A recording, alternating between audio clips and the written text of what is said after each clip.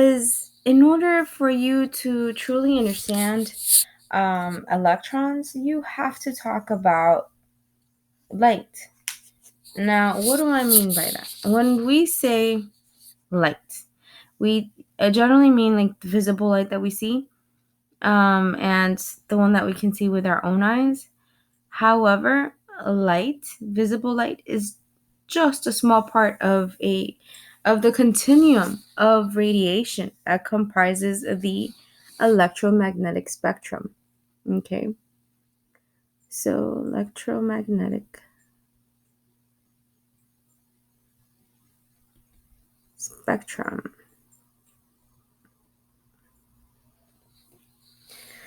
The electromagnetic spectrum doesn't just include visible light, it's just a small part of it, but it includes gamma rays, it includes UV rays, which we use sunblock to protect from.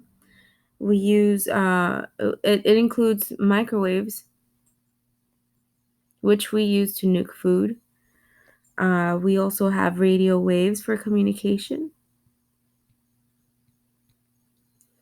and X-rays, so forth. So it has quite a bit of it has quite a bit of a use, or more like there's a lot more to the electromagnetic spectrum. So many of these words from the electromagnetic spectrum are familiar to you. You might have using a microwave to pop some popcorn. You might have heard gamma rays from the Hulk. You might have heard of UV rays when you go out into the beach or out into a lake, and you gotta get your whole entire body covered from head to toe with sunscreen. Okay, so you may have heard these words before. And you might even know from previous chapters that some of these waves emit radiation, including gamma rays, which is the one with the highest penetration.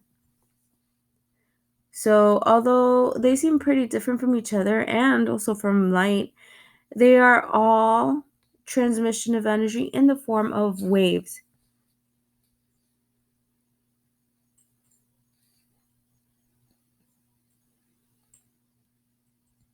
So it is transmission of energy in the form of waves.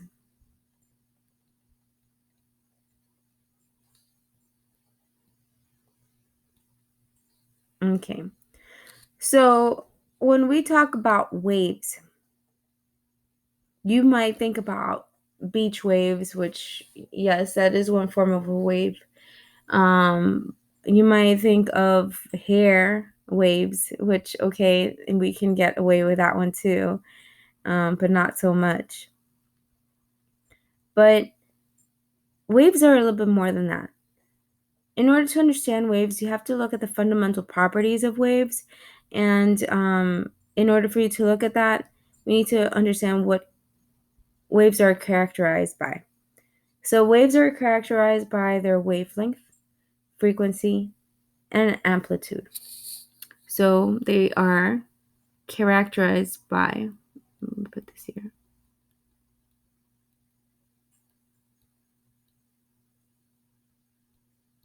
Wavelength,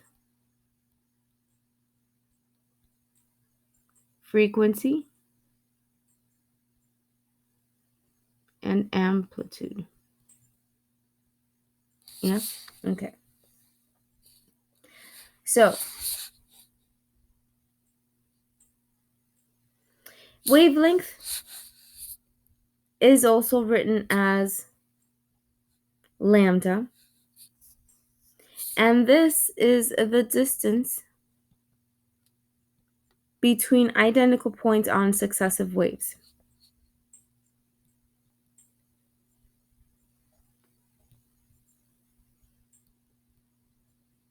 So equivalent points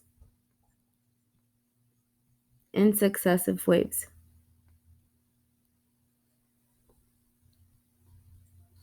Okay. So you might think about successive peaks or successive trills when we're looking at wavelength. Okay. So I'm gonna look over here. I actually took time to draw these waves because I'm not the best wave drawer. And so let me show you using this really cool purple wave that I drew. Where is the peak? The peak is the max part of your wave. So I'm going to go right here. The bottommost point right here is called a trough. The topmost part of a wave is called a peak. Okay. So when we're talking about identical points, a trough and a peak are not identical. Okay. We're looking at identical as an above the line. So from one peak to another. The distance between each one of these, as they are successive or waves that are right next to each other, one right in front of the other. This is one wavelength. Okay. And the same thing will apply from trough to trough. From here to here is a wavelength. Okay.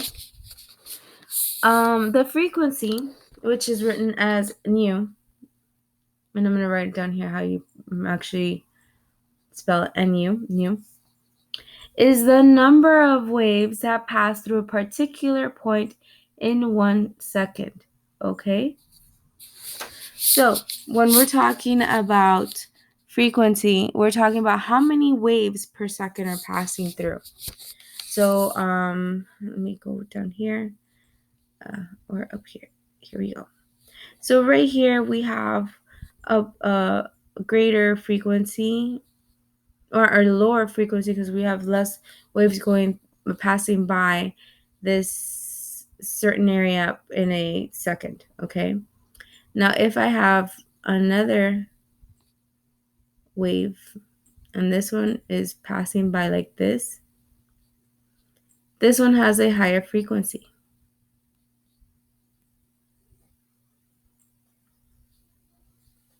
Okay.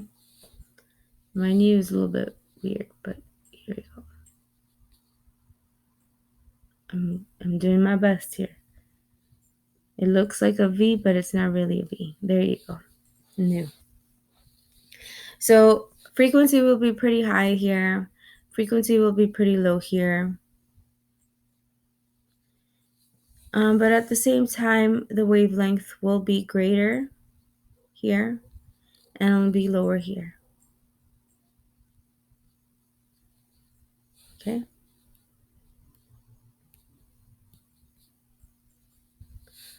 So right here, we're looking at this.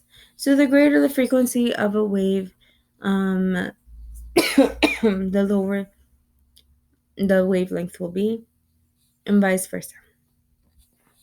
Okay. Amplitude is the vertical distance from the midline of the wave to the top of the peak or the bottom of a trough.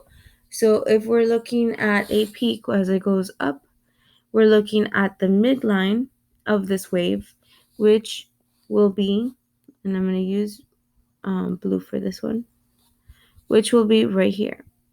Okay, that is the midline of my wave. Now from here to the peak, that is an amplitude.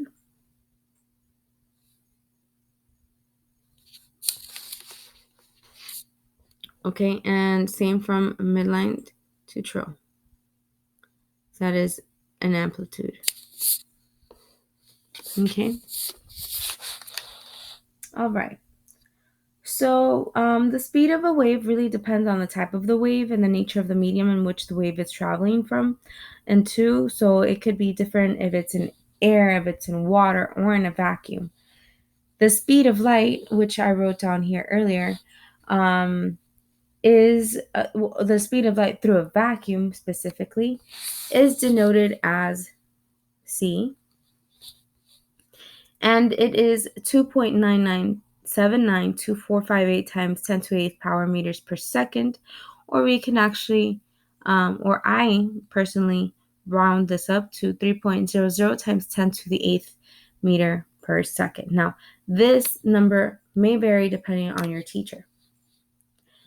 There's an equation. You notice how I spoke earlier about how one increases, the other one decreases here? There is an actual equation which expresses the relationship between frequency and wavelength and the speed. And this is speed of light equals lambda nu, or I'm going to write it down here. Speed of light equals frequency times wavelength.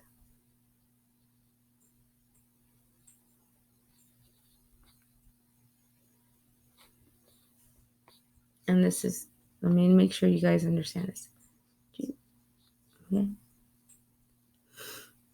All right, so speed of light equals frequency times wavelength, and this is a very useful formula, especially when you're trying to find missing variables in your problems. So another thing, wavelength, and excuse me, apparently I don't know how to spell. So wavelength is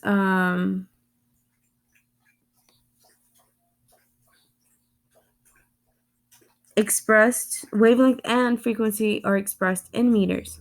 So each one of these units will be meters. And also a reciprocal seconds.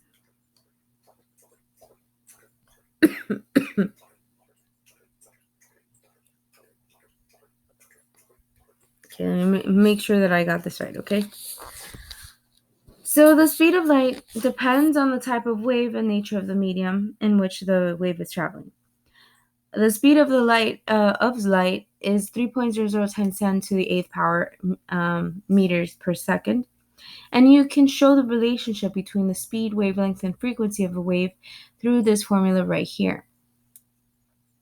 Lambda is expressed as meters, and nu is expressed as reciprocal seconds.